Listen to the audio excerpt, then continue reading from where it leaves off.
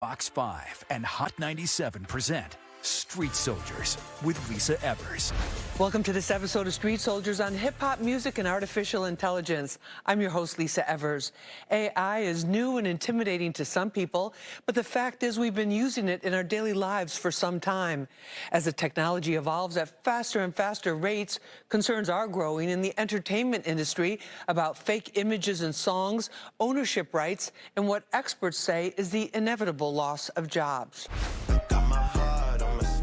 The 2023 song Heart on My Sleeve by an artist called Ghostwriter featured AI voices that sounded identical to Drake and The Weeknd. It initially confused fans who thought the two superstars had dropped a new duet. The ability of AI to mimic famous voices is just one feature. It's also able to perform production tasks in hours that might have taken a human engineer days. Multi-platinum music producer Amadeus has been creating hit music for more than 25 years. He says AI will allow him to mix and master tracks and songs faster, but he intends to continue creating from his heart and soul and says he'll never let go of the mix engineer. And that's the thing that I think is the challenge, right? Of kind of finding the balance of keeping those real moments and those real feelings and emotions, and then enjoying, the AI technology that we have today. And that's the challenge, right? So as long as we can keep the feeling in music, keep the realness in music, I think we're in a good place. AI has enabled us to give voice commands to appliances, get suggested searches online, and with ChatGPT, get fast transcripts, translations, and other tasks done quickly. It's also created new territory for scammers and intellectual property thieves and imposters, a kind of Wild West with no sheriff in town. In the entertainment industry, the technology is outpacing the rules and laws that govern its use, but that's starting to change. The laws and the regulation is something that is mostly non-existent, especially in the United States, but it's catching up. The European Union has already adopted a law that requires you to give a detailed report of not only the AI and the copyrighted works that were used in creating the music, but also to train the algorithm. Craig says in March of 2024, Tennessee marked a major milestone with passage of the Elvis Act, ensuring Likeness, Voice, and Image Security Act that's designed to protect artists in the AI era. Entertainment attorney James McMillan made his reputation for tenaciously fighting for artists' rights. He was named one of the industry's top lawyers by Billboard magazine and tells us the law has not caught up with AI, and until it does, he will continue to use existing copyright protections. And as much as you can use the technology to try and get to the marketplace quicker, I think it's an exciting thing. I think that it becomes a scary thing when people tend to abuse the technology to mimic artists' work or steal artists' work from them and not give them the appropriate credit. That's the scary part. Let's take it to our panel and find out what they have to say. Joining me for this conversation is Matt Craig. He is an entertainment reporter for Forbes magazine. Matt, great to have you with us. Thank you so much for having me. Thank you. Also with us is James McMillan. He's an entertainment attorney and CEO of Art at War. James, thank you so much for being with us. Me, we appreciate it. Thank you. And also joining us is a multi-platinum music producer, Amadeus, and he's also a musician himself. Amadeus, thank you so much for being with us. Always a pleasure to be with you, Lisa. Thank you so much for having me. Thank you. Amadeus, I'm going to start with you on this because you make music. You made a lot of hit songs with a lot of different types of artists. Are you afraid of AI, or where do you think you are in terms of your process of possibly working with it? I mean, there's so many layers to it. As a creative, it is a scary thing that, someone sitting in their living room that has nothing to do with music, that is aware of the technology of AI that can create a song, using the vocals and the likeness of one of our favorite artists, release that song, and we're starting to rock to it and appreciating it to one day realize that it's not that artist and it's not who it is. It's AI generated. So from that aspect, it's very scary because a lot can happen with that in not a good way. But on the technical side of things, as a musician, it can create a lot of greatness for us. It can help us in a lot of ways. I do appreciate the mixing aspect of it in regards to using AI, which can allow you to import a track, import a song, and it kind of creates the levels and the gains and kind of get you at a point where it needs to be musically if you're not technical, if you're not a mix engineer, not recording engineer. So from that aspect, I think it's great, but it can be very scary when you're starting to take the likeness and the voices of individuals that, again, have not given permission to, and just kind of have that spreading around the world. That's a scary thing. Matt, what kind of moves are the music industry giants making in this field? Because when we started researching for the show, we're like going, wow, there's a lot that's already been going on this behind the scenes. Tell us about that. Yeah, I mean, I think whenever I'm talking to anyone on the executive side of things or the artist and management side of things, if you're having any big picture future conversation, it's impossible for AI not to be mentioned at this point. And really, even not even in music. I mean, I was talking to Tyler Perry and his representatives, and they were planning to make a massive expansion to his studio in the Atlanta area, like some $800 million, and he canceled it because he saw Sora, a video AI software, and the possibilities that it was going to have in the future of television production. And he was like, we don't need all this physical space in the future. So I really think that when you're talking about long-term and big picture conversations, I think artists and executives think of this as kind of like an extinction level event possibility, at least as far as, worst case scenario. And then best case scenario, it will be integrated into the process really at every step of the way, I would say. James, what do you think about that? Because you spent a lot of your career fighting for artists rights. There's been a lot of talk about AI, even in like television production, like Matt mentioned, and films with the unions, with the performers, all of that type of thing. What are your concerns about it? My concerns are making money for our artists, and really the best way to do that is to protect their name, image, likeness, their voice, and things of that nature. So the law just has to catch up with the technology. I think everyone's concern is just, this isn't the first time that we've been in a space where technology is outpacing the law, right? But the law will catch up, and it is scary to have an artist have concerns about being their name or image or likeness being used without their permission, and maybe the programmer of the artificial intelligence they're using it to say things that are inconsistent with that artist's voice, right? And that could be very scary, but at the same time, there are some legal mechanisms that we can still use to shut those efforts down and try to protect the artists. We'll be right back after this. Amadeus, in terms of the technology, because you've gone, throughout your career, starting out with these big studios that cost tens of thousands of dollars to make one record, to having it on your laptop as you're traveling all around, for all your various concerts and shows and things. What do you think AI is going to be able to do for you as a creative person who's worked in all different kinds of music? And I love the fact that you brought that up, Lisa, because I was very stubborn when it came to transitioning into where technology, was at the moment. Being in this for 25 plus years, I'm used to, like you said, the big studios, all of the hardware, the equipment, the keyboards. So, one day, like you said, just opening up a laptop, right, and having DAWs and programs and softwares that allow you to do everything at your fingertips. So part of that was me being stubborn because I felt like it removed the feeling of what I was capable of doing. And it was like me telling the computer what to do instead of me actually doing it as a person. So I think that's the challenge for me. I embrace AI, I embrace technology. I have to do that because it's where it is today. But it's a tough thing when you're a musician and when you're creative. And that's the thing that kind of puzzles me a little bit is technology is great, but sometimes with technology as a creative, you can lose the feeling. You can lose what goes into creating a song. Songs are created based off of experiences, life experiences, what you've been through, what you've seen. So if we can kind of incorporate the feeling and the emotion that comes along with creating a song with the technology of AI, I think it's a beautiful thing. Matt, are there certain programs that you see coming forward that are very popular that people are using, or certain measures that have already been taken that are showing results? Yeah, I mean, some of the stuff that you see is really, really cool, right? Like what Peter Jackson was able to do, with John Lennon's voice from a 1970s scratchy recording, use AI to kind of demix the track and just isolate John Lennon's voice, which allowed the Beatles to come out with a new song, right? Like some 50 years after. Now, even that raises questions about whether John Lennon,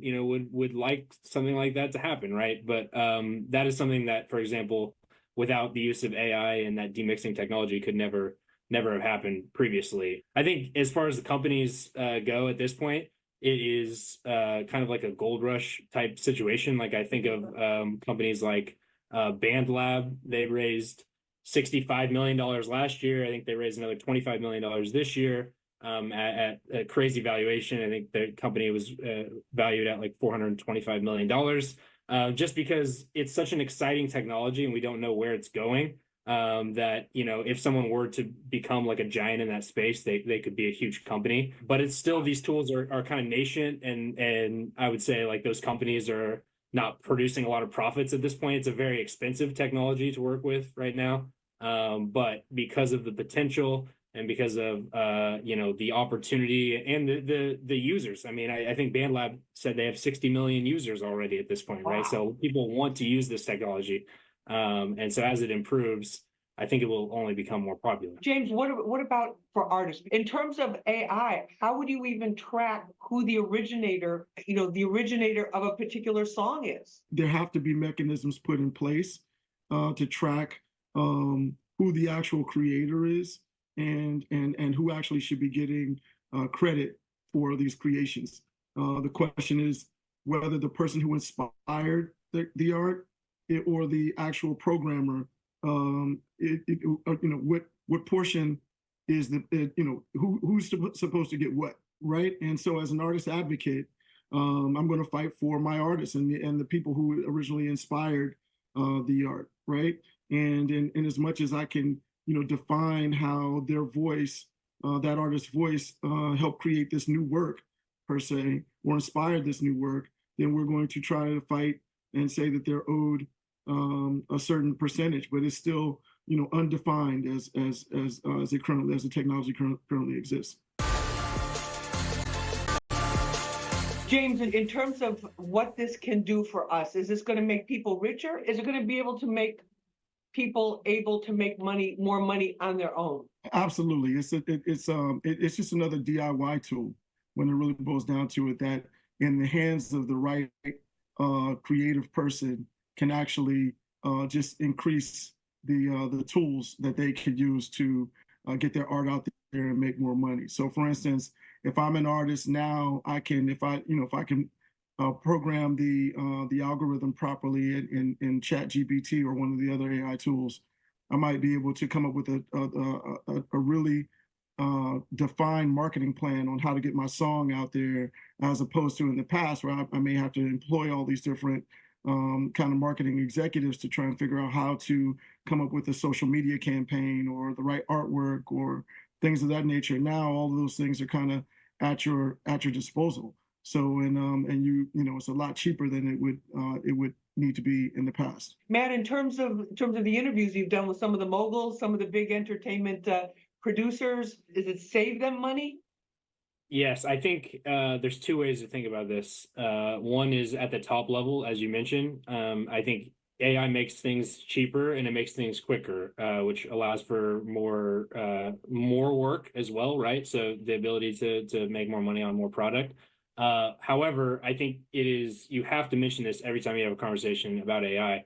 AI will lead to job loss 100%. So I think on the top level, it saves companies money. It saves these moguls money who are, spending the payroll, right? But people will lose jobs. I think, like, for example, if mixing and mastering can be done with a click of a button, then the engineer who previously mixed and mastered now is no longer necessary, right? We can do it for $5. I think you kind of have to look at it from both perspectives. I think, from a capitalism perspective, the companies and the moguls are the ones that, are going to determine how things move forward, which is why I think AI is kind of unstoppable in its march forward. But you always have to mention the fact that people will lose jobs. No, definitely, and it's still emerging. I mean, it's so early on. Amadeus, we see do you think there'll be new types of labels on songs? There was the explicit thing that this is human made, this is like organic, Wow. like we do for food, like food, like I'm looking for that green organic label. Wow. I don't know, what about that? Right. I think that's a great concept. I didn't even think of that. Like, a label on it, AI generated or AI created. It's like, unfortunately, you go buy a snack and it'll tell you if it was genetically modified. Like, Right, like GMO, non-G or BAMLab, whatever yeah, they have been man. programmed, certified or something. I don't know. That blows my mind to even think of, to even fathom that that could be an opportunity or what can exist. But you're absolutely right. And the thing is, people want to be entertained, right? So us creatives, like, these are our babies. We love our babies, we nurture our babies, we share our babies with the world. We do our best to have the James of the world protect our babies, protect us and our babies. But at the end of the day, people want to be entertained. So I don't think they'll, to me, not everyone, but majority of people will care less whether it really came from Amadeus or it came from AI. If it's a moment where they can turn up, and they can enjoy themselves while they're out or rock to something that's really dope. Like, I'm not gonna lie, being honest, I thought the Drake and the Tupac joint was kind of hard. Like, I thought that was kind of just from a creative standpoint. Like, man, imagine hearing your favorite artist of now, Drake, with a Tupac. Imagine hearing him like, big, with a record with like J. Cole. Like, that's kind of crazy. It's just like James has said, just got to figure out the business aspect so that, the estate is like, all right, we approve, we cool, it's creative, we respect it. So it just has to be taken care of from a business aspect to make sure that everyone is being respected, the work is being respected, and it's just done in the right way. James, in terms of protecting your clients, an artist comes to you, here's the song, or they wrote the lyrics, or they have the beats or whatever.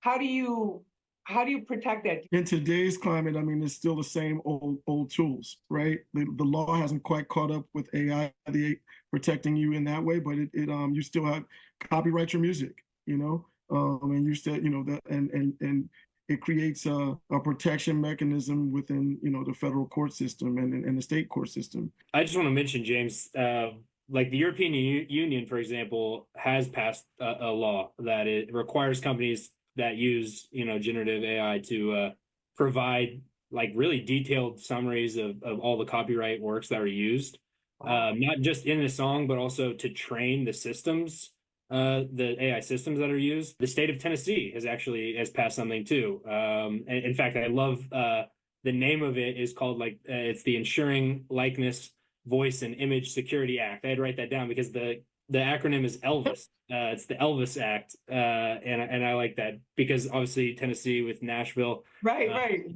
It's such a big part of their state there. So they were the first state to pass something in the United States. It prohibits people from using AI to mimic people's voices.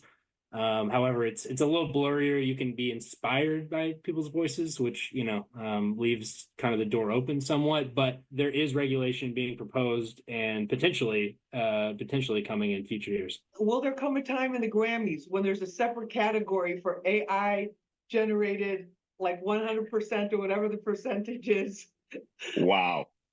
Amadeus, what about that?